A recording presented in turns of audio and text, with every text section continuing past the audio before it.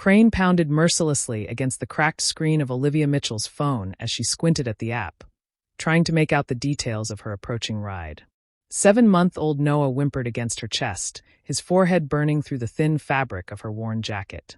The doctor's appointment was in 30 minutes, and if they missed it, they'd have to wait another 2 weeks. 2 weeks that Noah's persistent cough and fever couldn't afford to wait. "Almost there, sweetheart," Olivia whispered, bouncing gently on her heels under the inadequate shelter of the bus stop awning. Water leaked through a crack above, forming a steady drip onto her shoulder. The notification on her phone chirped. Her ride was approaching. A black sedan, the app said, license plate ending in 847. When the sleek black car pulled up to the curb, Olivia tucked her phone into her pocket and hurried forward, one arm cradling Noah and the other holding a tattered diaper bag. Through the rain-streaked window, she could make out a man in the driver's seat, his face partially obscured. The back door was unlocked when she tried it. "Thank you so much for stopping right here," she said breathlessly as she scrambled inside, careful not to jostle Noah too much. "This rain is brutal, and my baby isn't feeling well." The car's interior was immaculate. Buttery leather seats, the subtle scent of expensive cologne, and absolute silence except for the gentle patter of rain on the roof. No radio playing, no GPS voice giving directions. Olivia settled Noah on her lap and reached for her seat belt, only then glancing up to make eye contact with the driver through the rearview mirror. The man staring back at her wasn't wearing the baseball cap shown in the app profile. His features were sharp, his expression a mixture of surprise and confusion. He was wearing what appeared to be a tailored suit, and his hands gripped the steering wheel with an unmistakable tension. "Excuse me." His deep voice cut through the silence. "But who are you, and why are you in my car?" Olivia's heart dropped. "Aren't you my Uber?" "Black sedan, license plate ending in 847. "No," he replied, turning slightly to look at her directly. "My license ends in 871. I'm not an Uber driver." Heat rushed to Olivia's face as the reality of the situation dawned on her. Noah chose that moment to break into a fit of coughing, his tiny body shaking with the effort. Instinctively, she patted his back, her embarrassment temporarily forgotten in her concern for her son. "I'm so sorry," she said, already reaching for the door handle. "Complete misunderstanding. We'll get out right away." "Wait," the man said, his tone softer as he observed the coughing child. "Is your baby okay? You said he's not feeling well." Olivia hesitated, hands still on the door. "He has a fever and this cough that won't go away. We have a doctor's appointment at St. Mary's Clinic in 25 minutes. She glanced anxiously at her phone. "I'll have to request another ride." The man seemed to consider something for a moment, his brow furrowed. "St. Mary's is on my way. I can take you there." Olivia blinked in surprise. "Oh, I couldn't impose. It's pouring rain, your baby is sick, and you're already in my car," he said matter-of-factly. "I'm Daniel Harrison, by the way." The name triggered a flicker of recognition. Daniel Harrison, CEO of Harrison Technologies, one of the largest employers in the city. His face occasionally appeared in local business news. What were the odds she'd accidentally climbed into the back seat of one of the richest men in the city? "I'm Olivia Mitchell," she replied, feeling suddenly self-conscious of her damp clothes and the obvious were on her diaper bag. "And this is Noah. Are you sure you don't mind? I can wait for another ride." Daniel checked his watch. A subtle, expensive timepiece that probably cost more than Olivia's monthly rent. "I have a meeting, but it can wait. Your son can't." He pulled smoothly away from the curb, navigating into the midday traffic. The silence that followed was awkward, but not entirely uncomfortable. Olivia murmured softly to Noah, whose coughing had subsided into congested breathing. She could feel Daniel's occasional glances through the mirror. "How old is he?" Daniel finally asked. 7 months, Olivia answered. "Usually he's all smiles and babbling, but this infection has really knocked him down." Daniel nodded. "My sister's youngest was like that. Happy one day, miserable with a fever the next. Kids bounce back quickly, though." The personal details surprised Olivia. She hadn't expected such a powerful businessman to share something so normal, so human. She'd imagined CEOs as distant figures, concerned only with profit margins and stock prices. As they approached a particularly congested intersection, Noah began to fuss again. Olivia dug through the diaper bag for his pacifier, but in her haste to leave the apartment, she'd forgotten it. "There should be some tissues in the compartment beside you," Daniel offered, noticing her search. "And water in the holder if you need it." Grateful, Olivia found the tissues and gently wiped Noah's runny nose. Thank you. I was in such a rush this morning. I forgot half of what we needed. Single parent? Daniel asked, then quickly added, I'm sorry, that's none of my business. Olivia nodded, not offended by the question. Yes, it's just the two of us. Noah's father decided parenting wasn't for him before Noah was even born. The bitterness in her voice was subtle, but unmistakable. 3 years of her life invested in a relationship with a man who'd promised forever only to disappear when forever included a baby. His loss, Daniel said simply, and the conviction in his voice made Olivia look up. Their eyes met briefly in the mirror before he returned his attention to the road. St. Mary's Clinic came into view, a modest building with a sign advertising affordable health care for underserved communities.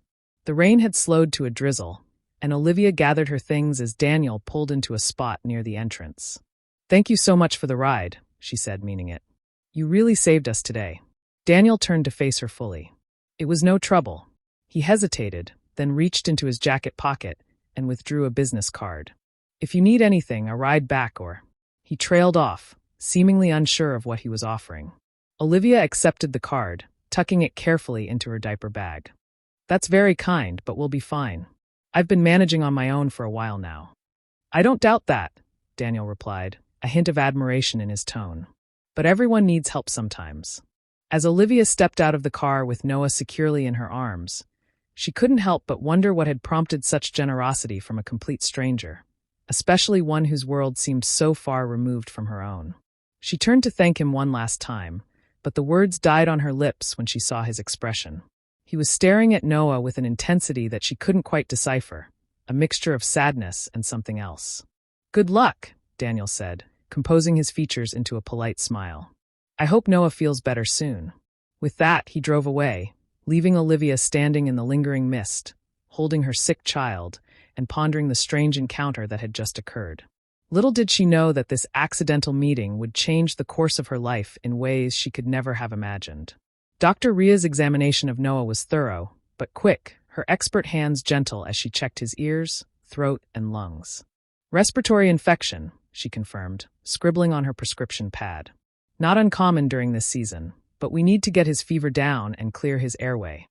Olivia's shoulders slumped with relief. Not pneumonia, at least. Will he be okay? With antibiotics and breathing treatments, he should improve within days, Dr. Rivera said, handing over the prescription. The medication is covered by your assistance program, but the nebulizer rental has a copay of $60. $60? Olivia's stomach nodded. Her bank account held exactly $43.77 until her paycheck came through on Friday, 3 days away. The rent had cleaned her out, and the extra shift she'd picked up to cover Noah's new winter coat had fallen through when her babysitter canceled. Is there any way to delay the rental fee? Olivia asked, hating how her voice betrayed her desperation. Dr. Rivera's expression softened with understanding, but also resignation. I'm sorry, Mrs. Mitchell. The clinic's policy requires payment up front. Outside the examination room, Olivia bounced Noah gently while scrolling through her phone contacts. Her neighbor might loan her $20, and perhaps her coworker could spare another $20. The final $20 would have to come from somewhere else. Maybe the emergency credit card she'd promised herself not to use again after spending months paying off the last balance. As she worked through these calculations, a familiar figure caught her eye at the clinic's reception desk, tall, impeccably dressed, and distinctly out of place among the worn vinyl chairs and outdated magazines. Daniel Harrison was speaking quietly to the receptionist, who nodded with a surprised expression. Olivia instinctively stepped back into the hallway, unsure why he would be here. Had he forgotten something in his car, or perhaps he had business with the clinic? It seemed unlikely that a CEO would have any connection to this modest healthcare facility that primarily served low-income patients. Mrs. Mitchell, the receptionist's voice called out, could you come to the desk, please? Heart pounding, Olivia approached, shifting Noah to her other hip. Daniel turned, offering a polite nod of acknowledgement. Mr. Harrison has covered Noah's nebulizer rental and medication, the receptionist explained, handing over a receipt marked paid. I can't accept that, Olivia said automatically, though her relief was overwhelming. Daniel's expression remained neutral. Consider it repayment for the ride. My meeting went well because I arrived with a fresh perspective after our unexpected encounter. Before Olivia could respond, Daniel's phone buzzed. He checked it, frowning slightly. I need to take this. Excuse me. He moved toward the exit, already answering the call. The receptionist leaned forward, lowering her voice. He paid for the next 3 months of nebulizer rental, not just today's, and he added a $100 credit to your account. Stunned, Olivia gathered Noah's prescription and the nebulizer, uncertain whether to feel grateful or embarrassed. She hadn't shared her financial situation with Daniel. Had her circumstances been that transparent? The thought made her cheeks burn. By the time she exited the clinic, Daniel was ending his call near a coffee stand across the street. He spotted her and raised a hand in acknowledgement. Olivia hesitated, then made her way over, determined to address his unexpected generosity. You didn't have to do that, she said when she reached him, adjusting the nebulizer bag on her shoulder. I know, he replied simply. Coffee. He gestured to the stand. Olivia shook her head. Mr. Harrison. Daniel, he corrected. Daniel, she conceded. I appreciate your help today, but I can't have you paying my medical bills. We're strangers.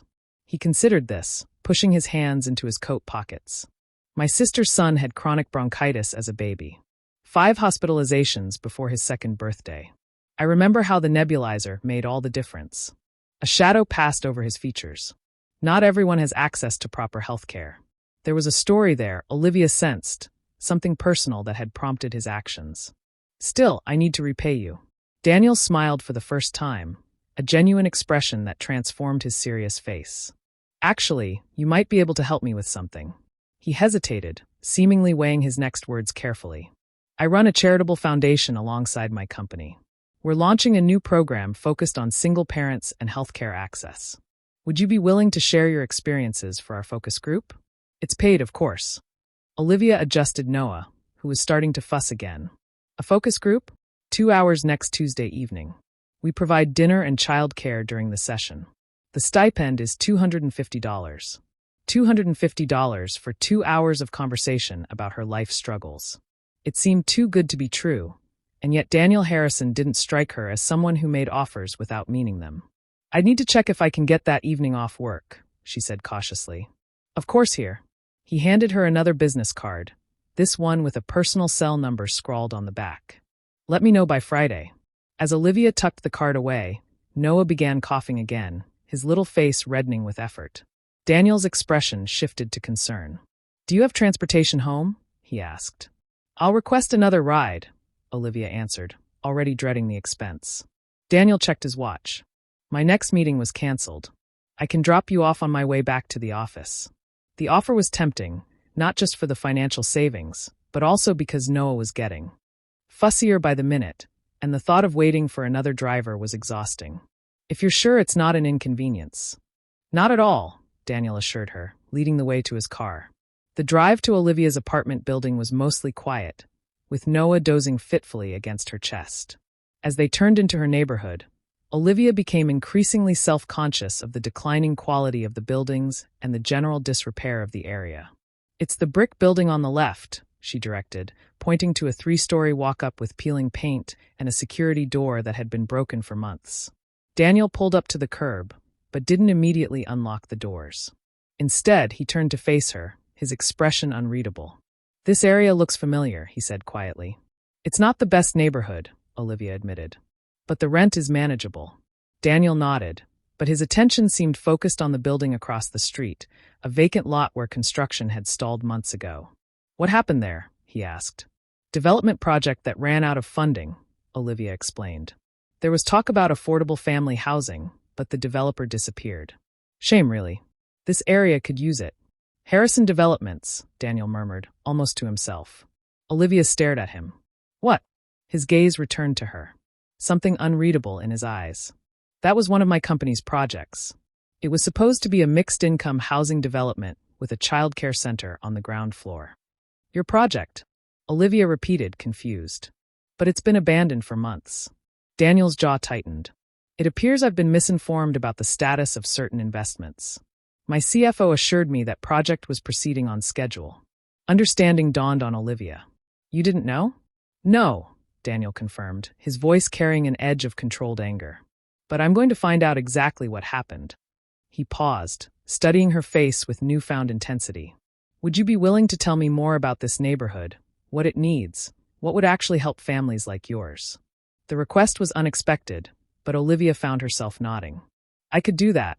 As she gathered Noah and his things to exit the car, Daniel's phone rang again. He glanced at the screen, his expression hardening. James Whitaker, he muttered before declining the call.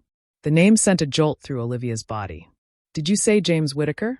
My CFO, Daniel confirmed, curious at her reaction. Do you know him?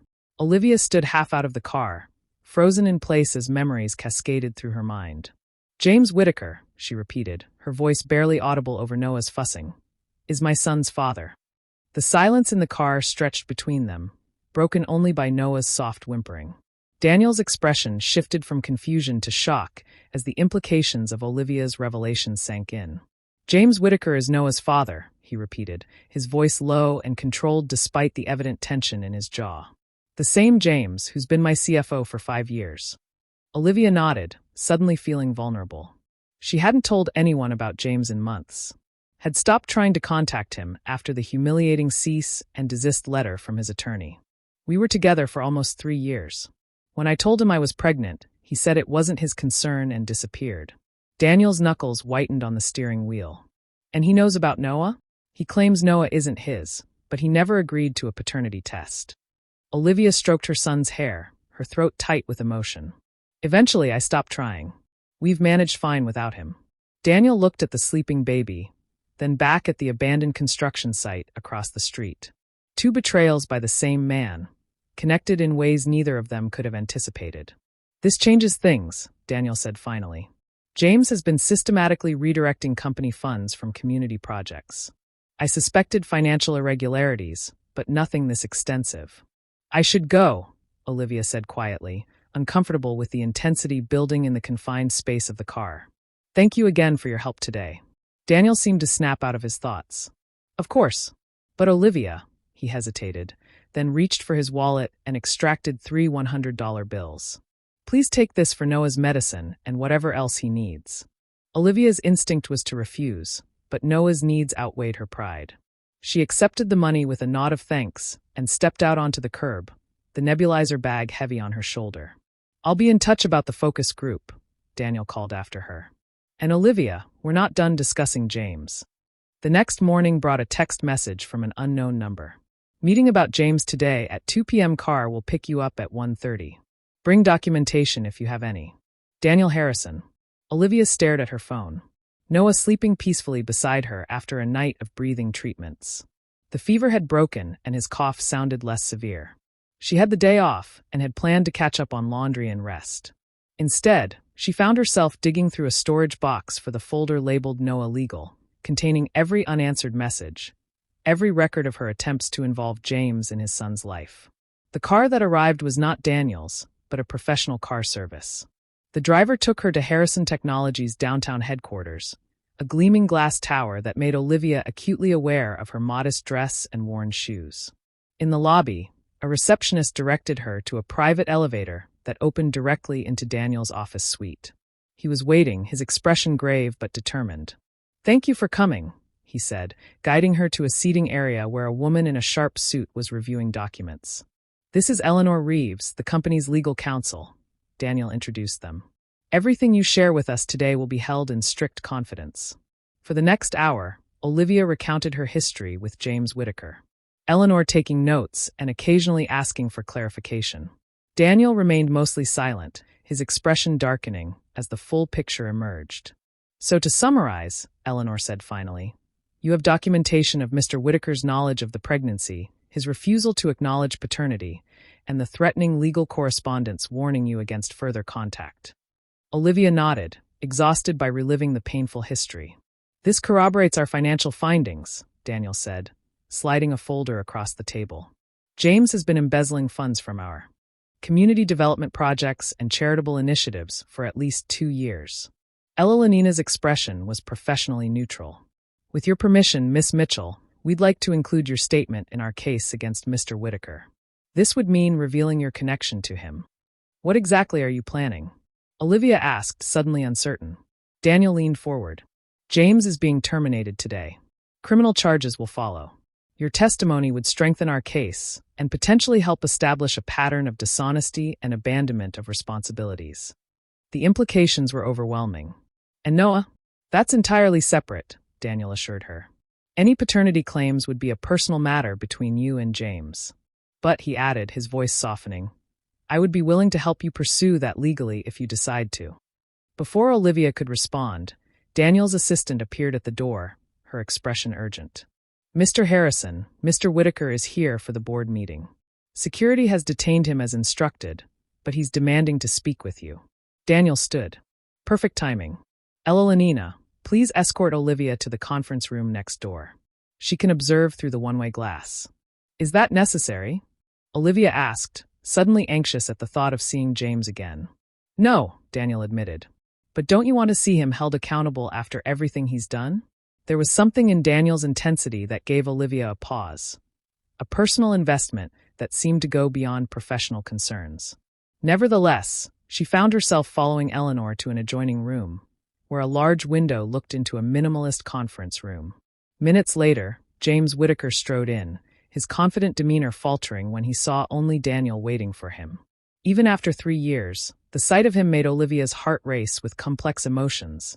Anger, hurt, and a residual ache for what might have been. Daniel, what's going on? Security took my phone and access card, James demanded. Daniel remained standing, hands clasped behind his back. Sit down, James. Something in his tone made the other man comply immediately. The West Side Housing Project, Daniel began, sliding photographs across the table. Abandoned. The Children's Clinic expansion in Riverdale. Funds mysteriously redirected. The scholarship program for single parents, systematically underfunded. James shifted uncomfortably. There were budget constraints, market fluctuations. Don't insult me, Daniel cut him off. We both know where the money went. Your offshore accounts, your vacation home in Bice, your collection of vintage cars. James paled visibly. You can't prove anything. Actually, I can, Daniel replied, opening a laptop to display a series of financial records. But more importantly, I know about Olivia Mitchell and Noah. At the mention of those names, James' composure cracked entirely. His gaze darted around as if searching for an escape route. Whatever she told you is a lie. That kid isn't. DNA doesn't lie, James, Daniel interrupted coldly. And yes, we've already confirmed it. Olivia gasped softly. This was news to her. No paternity test had been conducted. Daniel was bluffing, but doing it convincingly enough that James was visibly shaken. You're finished at Harrison Technologies, Daniel continued. The board has voted unanimously. The police have been notified about the embezzlement. James stood abruptly. You can't do this to me. You did this to yourself, Daniel responded, his voice deadly quiet. Just like you did to Olivia and your son. James lunged toward the door, but 2 security officers stepped in to block his path. This isn't over, Daniel, he shouted as they escorted him from the room. You'll regret this. Daniel remained composed, watching his former CFO's departure with grim satisfaction.